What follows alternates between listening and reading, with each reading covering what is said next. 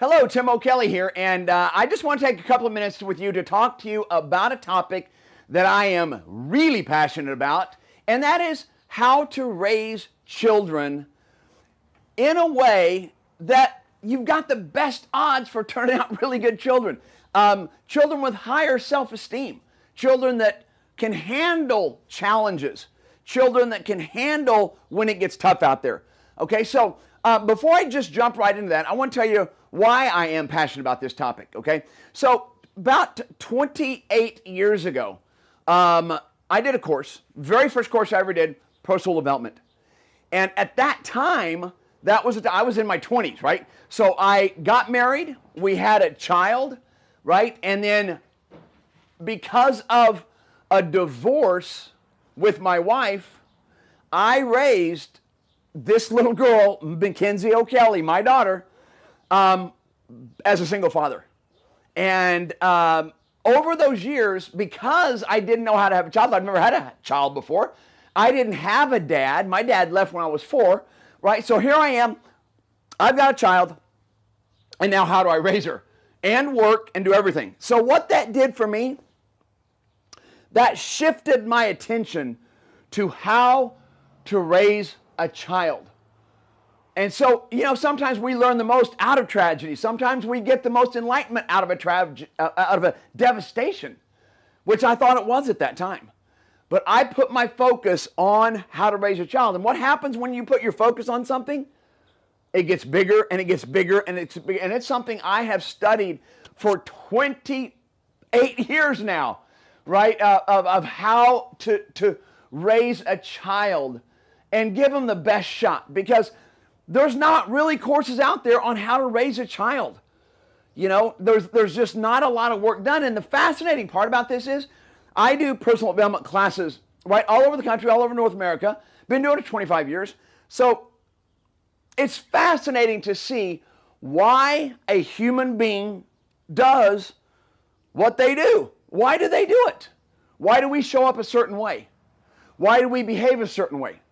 Why do we produce some results and not produce other results that we want? Why do we sabotage ourselves? Right? Why do we dig ourselves in holes that are hard to get out of? Right? Where do we operate from lack of knowledge? So when you do the personal development courses, you'll start to look at where does it come from?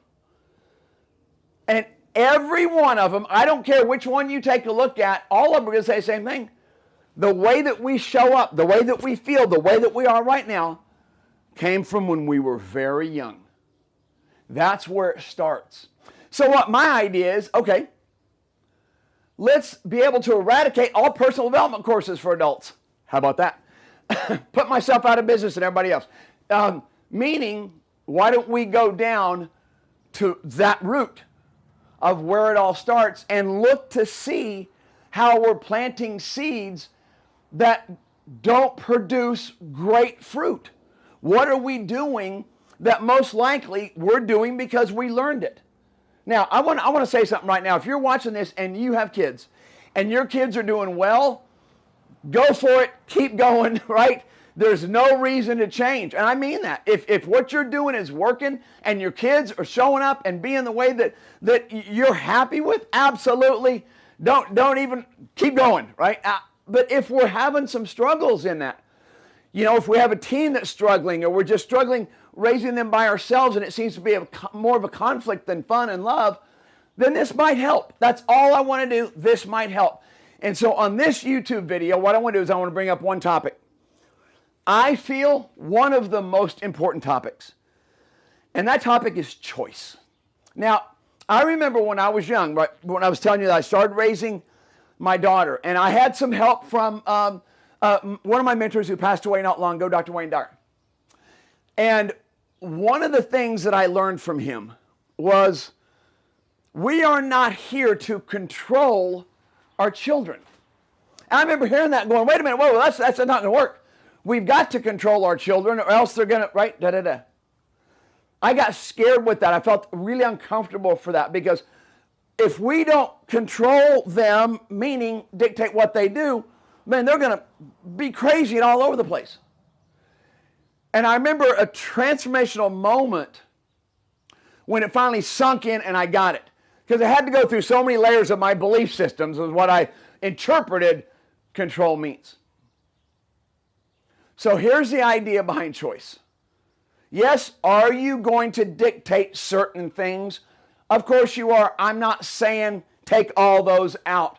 I am asking you, if it's a challenge for you, to open up to something that can free you up more, have more fun in the relationship, have more love in the relationship, have more self-esteem in that relationship, and an incredible growth process. And that would be to look at how much choice you're giving your child.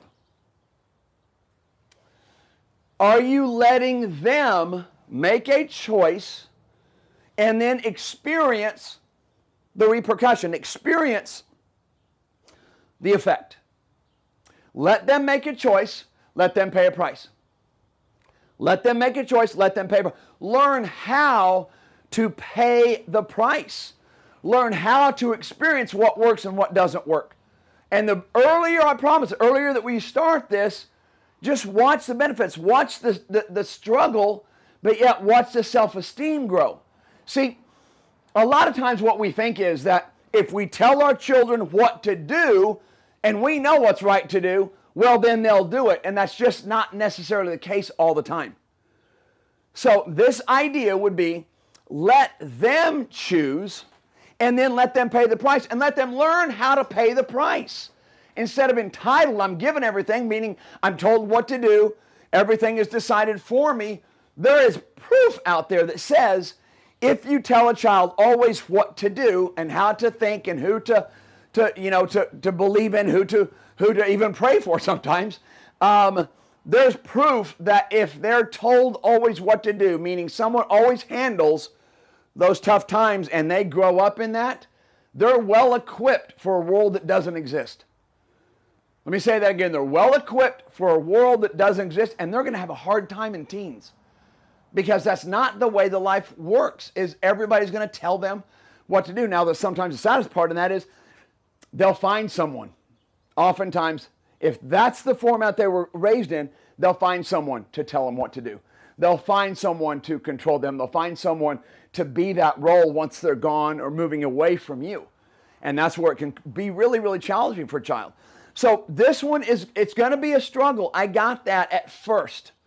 But then the more you watch the result of it and you see the effect of it, it's pretty awesome. Let me give you one of the examples that is one of my favorite examples of my daughter. Right? She was young, and she's going to school, and she came home to me one day and she said, "Daddy, we talked about bedtime today." She goes, "So Daddy, what time's my bedtime?" And I looked at her, and man, that part of me just wanted to say it. And I said, "Honey, what time do you want your bedtime to be?" And she's like, "Dad, don't do that. Don't do that." All the other kids were talking about what time their bedtime is. What time's mine? And I said, "Honey, what time do you want it to be? Because you're going to go to bed when you're ready to go to bed, whether I say it's 8 o'clock, whether I say it's 9 o'clock. Right?" And she said, "Oh, you mean I can stay up as long as I want to?" I said, "If that's what you want to do, go ahead." Now, do you understand? Inside of me, I'm like, am I crazy? Let her. And I remember his voice in my head. Give him choice. Give him choice. Let him pay the price. And out of that price, they'll look at that choice. So as I'm thinking I'm just doing the worst job ever, she stays up till about 10:45 that night. She wakes up in the morning a little bit drained, but she, second and third wind is children. And then she did that literally for 3 days straight, stayed up as late as she could. And then the fourth day she came home devastated. I mean, the look on her face was sad, because she said, "Daddy, I fell asleep in art class." Art class was one of her favorite courses. She said, "I fell asleep and the teacher had to wake me up and I was just embarrassed." And I said, "Okay, so now what?" She goes, "I think I'm going to go to bed earlier." I said, "Okay, cool." So this occurred over 2 weeks, that she went down and she figured 9 o'clock is her best time. So she set her time, and then she learned to go to sleep at that time. But she set it. And I could go on. What grades do you want to get? What grades do you want to get? What do you want to be? What do you want to strive for? And the more we start cultivating, letting them make choices and also pay the price for those choices, they're going to grow a pretty high self-esteem. Here's the problem, though. It's challenging for adults. It's challenging for parents. And then the other part I want to add to this as I wrap this up is, do we have faith in our children? Or do we believe that they just can't do it? I'm asking you to insert just a little bit more faith. Of course, keep an eye on them, right? But have a little faith that they can do this. Have a little faith. And what I tell you, it's a lot less effort on your part. A lot less effort on your part.